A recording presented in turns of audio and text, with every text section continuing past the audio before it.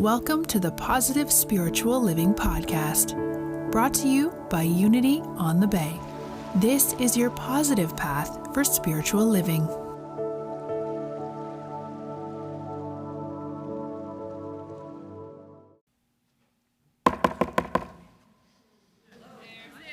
You know what that is?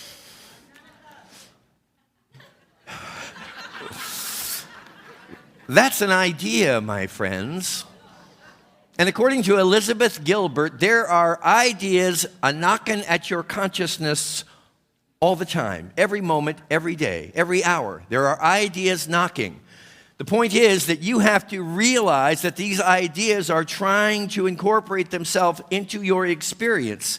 And once you do that, you can begin to welcome them if you so choose, and you can begin to empower your life and empower your experience by acknowledging, by receiving these gifts of divine ideas that are always there for you. If you want to learn more about how to do this, she's actually going to be with us in the room this coming Friday night, Elizabeth Gilbert, and she's going to be sharing with you techniques that you can employ to begin to recognize those ideas when they're knocking at your consciousness, embrace them, let them in, and let them flourish in your life to take your experience to higher and higher levels. So if you do not already have your ticket for Friday night, and they are going rapidly, so please check out our website sometime today. You can even do it right now. I give you permission to take out your cell phone.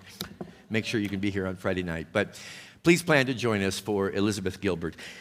The experience is also a part of our vision for what Unity on the Bay is becoming, a premier spiritual venue for representatives of what I would consider to be enlightenment, the awakened way of living, and she is certainly one of them. So you can be a part of this party with us on Friday night. I hope to see you here. You ready to take a journey with me this morning? Want to go on a little trip? Did you all receive one of these when you came in the room this morning? If you did not, please take a moment to pick it up as you exit the foyer today. This is the 2018 Unity Movement Advent booklet, A World of Hope. And I propose to you this morning that this little booklet is going to be your guide booklet as we proceed through these next 4 weeks of the Advent experience together. You know, Unity is a metaphysical movement, which means that we essentially believe in all traditional Christian doctrine. We just put a huge and different twist on it because we realize that the doctrine and the rituals of Christianity are actually reflective of experiences that are taking place within us in each and every moment. So more than this being about the celebration of somebody or something outside of you, it's a recognition of a celebration, an awakening in your own consciousness, a birth, if you will, of something that's inside of you, that's always been inside of you, simply long forgotten. So we're going to take a little exploration this morning and in the weeks to come through the pages of this booklet and through Unity's understanding of what Advent is all about in terms of it being your personal Christmas experience. Traditionally, Advent's a 4-week period of preparation. Juan was actually talking with you last week about preparation, and I thought, well, that's perfect order because that's what Christmas is all about. And I understand, friends, you're going to be really, really preoccupied, as we all are, with getting the right gift, wrapping it appropriately, putting it under the tree, singing the right Christmas carol, and putting the lights and the decorations and the garlands and the wreaths and all of that. I understand it's a busy time, and there's a lot to prepare for. But hear me on this. The single most important element of your preparation is your own willingness to invite a deeper realization of the spiritual truth of who you are. This is what Christmas is all about. This is what the Christ is all about. Because the Christ is nothing less than the divine pattern within you from which you have been created by an entire universe and beyond. Typically, Advent is observed by the Christian church as a time of fasting and praying. We're going to talk a little bit about that from a different angle. Its true origin is not really completely known, but it represents a celebration of the first coming and the second coming of Jesus Christ. The first coming being the day you showed up, my friends. Because you are the essence of the Christ. You're the reflection of the Christ. It dwells within you. That first coming came the day that you were made, the day that you were created. And I'm not just talking about the creation of your physical body, but I'm talking about the essence of your soul. That was your first coming. And your second coming arrives at the point when you remember what you've forgotten. And don't feel embarrassed by this because we've all forgotten that we are shining stars. You're the star of Christmas. Did you know that? You need to remember that, though, and that's why Christmas and the Advent season can be so helpful to you. So the second coming that we're celebrating represents the awakening within our own conscious awareness that everything we've been told by the world of time and space regarding who and what we are simply isn't true. It may have even been well-intentioned, but it is not true, because you are bigger than any concept, and you're greater than any definition the world could ever place upon you. You are the essence of the Christ in physical manifestation. So are you ready for the adventure of your life? Yes. This could be the most amazing Christmas that you've ever had if you simply follow a few understandings and guidelines. And here they are. Let me preface this by saying I remember growing up, we used to take family vacations every year. And they were great experiences. I'm not in any way unappreciative of them. But for my father, it was never about the trip to wherever it was you were going to go. It was always about getting to the destination, all right? So his idea was you get in the car and you drive as rapidly as you can to the destination that you've chosen. You don't stop anywhere, you don't do anything, because the vacation doesn't begin until you get there. Anybody have anybody in the family that saw that as the means of dealing with a vacation? So I was really committed when it came time to begin launching family outings and vacations for my own kids. I wanted to make sure that we all enjoyed the journey as much as the destination. Because you know what I believe is that it's the journey that holds the joy. And so often in the world today, we are convinced that it's about attaining, it's about getting there. So the faster we can get there, the faster we can be fulfilled, the faster we can be happy. But I'm telling you, we're designed to enjoy the journey. So let's really enjoy this experience of reawakening to the spiritual reality of who we are. Let's have fun with it. We're going to do a little fasting, and we're going to do a little praying, but perhaps differently from the way you've understood those terms in the past. What I'm going to invite you to do in the time between now and Christmas morning is to fast from the idea of your being a conditional creation. And what I mean by that is, we all live in this world, do we not, of conditions, individuals, and circumstances. And when we're coming from our conditioned, or remember Don Miguel Ruiz refers to this as human domestication. When we're coming out of that conditioning, then we're always responding to life in a reactive mode. Something out here happens, somebody says something, does something, something changes, and we're always reacting off of external situations, circumstances, and individuals. And what I'm encouraging you to do between now and Christmas, if you really want to have a remembrance, a rebirth of the Christ essence that you are, is to lay off of that understanding of yourself as being a reactionary person.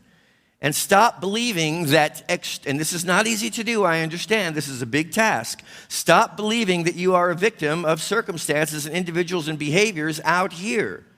What is happening out here is the result of what is happening in here. And so long as you are fixated on constantly changing conditions in the external, you're not really going to be able to accept that which I want you to pray from this Christmas. And that is the understanding of yourself as unconditional being.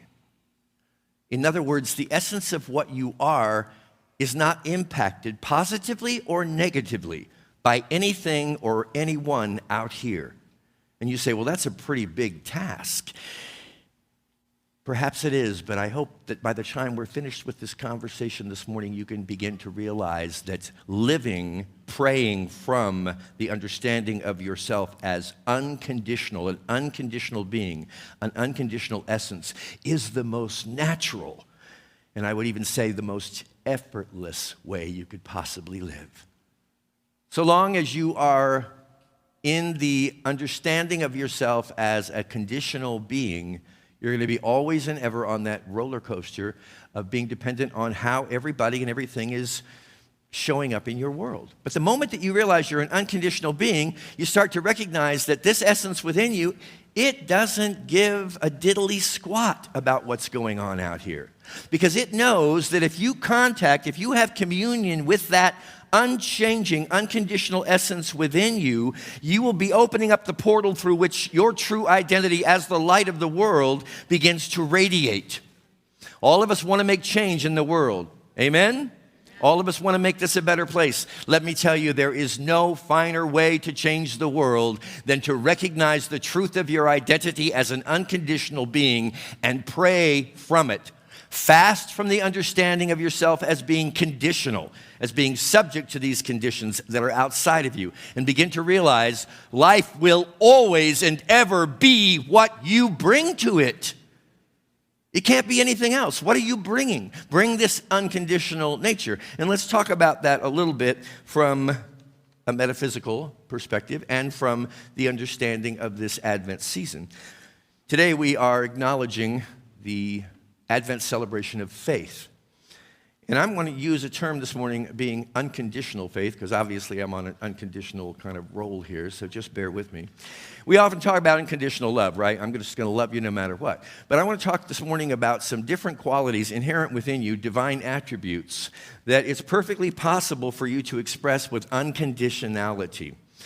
Now, we are getting ready to, if you don't know this, allow me to be the first to inform you, and with no sense of alarm whatsoever, but this is very likely the last Christmas that you and I will be celebrating within these walls. It will no longer necessarily be coming to this location, sitting in these seats. We're looking at monumental change. We've been here for 60 plus years. So this is a big change. And the reality in this moment is that we don't really know where we're going. But here's some peace and solace for your holiday season.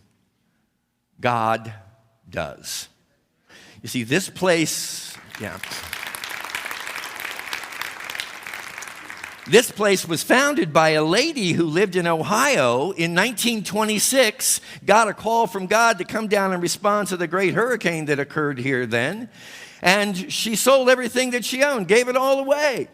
Left everything that was familiar to her and came down to Miami, which at that point in time was and is still the Deep South. So don't think for a minute that this message, this radical metaphysical Christianity message, was just embraced by everybody. The woman had strength, and the woman, I believe, had unconditional faith. May Stoiber, who founded Unity on the Bay in 1927, she had, I believe, unshakable, unconditional faith. So it's a core element of the community that you're a part of. We've been doing this for years, and we're going to keep on doing it because we're not going to look to external circumstances. We're not going to look to 411 Northeast 21st Street. We're not going to look at these comfortable seats or anything else. We are about to step out as examples of unconditional faith. Are you with me on this, my friends? You watch, because a wonderful thing happens when you step out on unconditional faith. It is always there for you, and it always shows up in greater and grander ways than you ever could have imagined.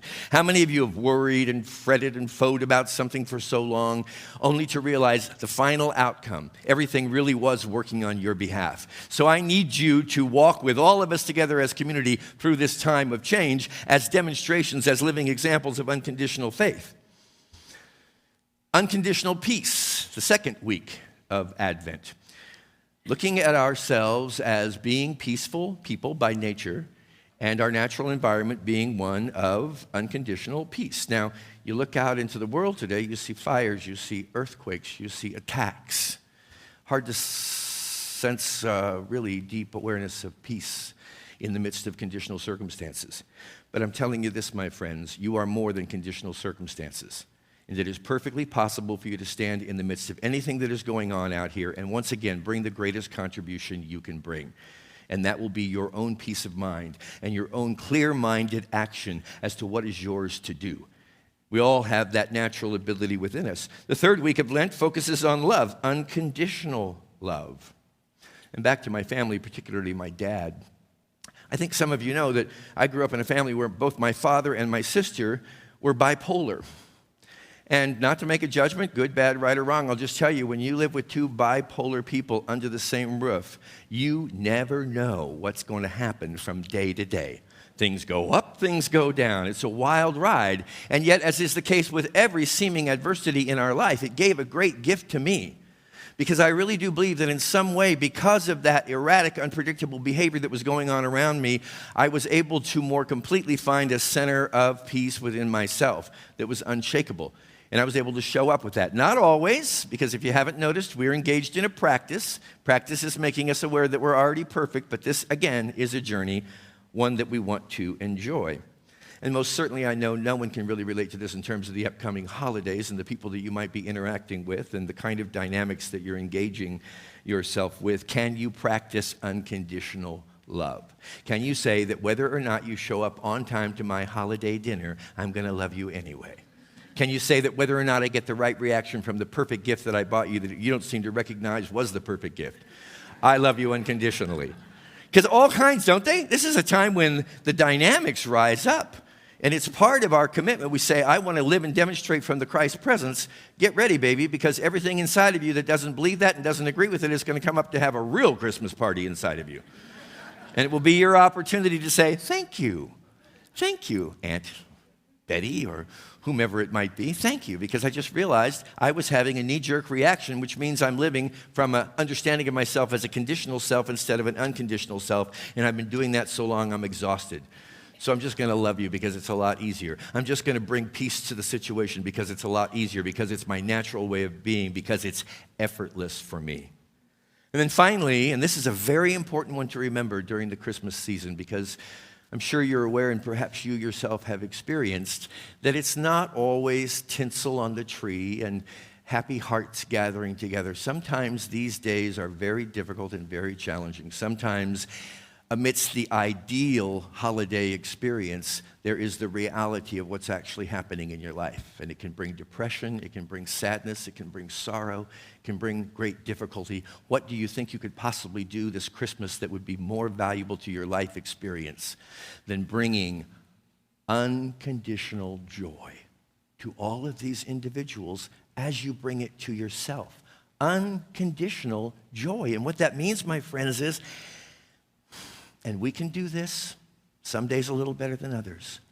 It means that every morning between now and Christmas morning, when you wake up, you first and foremost say to yourself, I am going to be the beacon of joy that God created me to be. And there will be no circumstance of time and space. There will be no individual. There will be no personality. There will be no dynamic. This is about commitment, my friends. Nothing will stand in the way of my full realization that I am unconditional joy.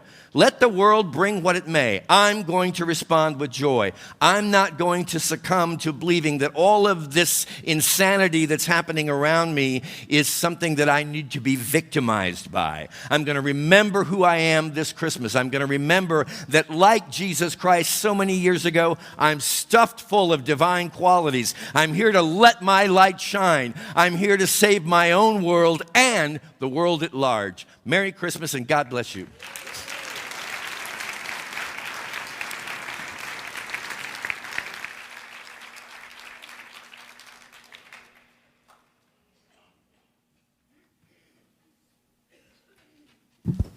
All right. I love that unconditional joy. We get a chance. We hope you enjoyed this episode of the Positive Spiritual Living Podcast, brought to you by Unity on the Bay, a spiritual community located in Miami, Florida. Unity on the Bay is supported by the generosity of its community. If you'd like to make a donation or learn more about Unity on the Bay, please visit unityonthebay.org. You can also follow Unity on the Bay on Facebook, Instagram, and Twitter for even more positive spiritual inspiration. Until next time, thanks for listening and many blessings. Namaste.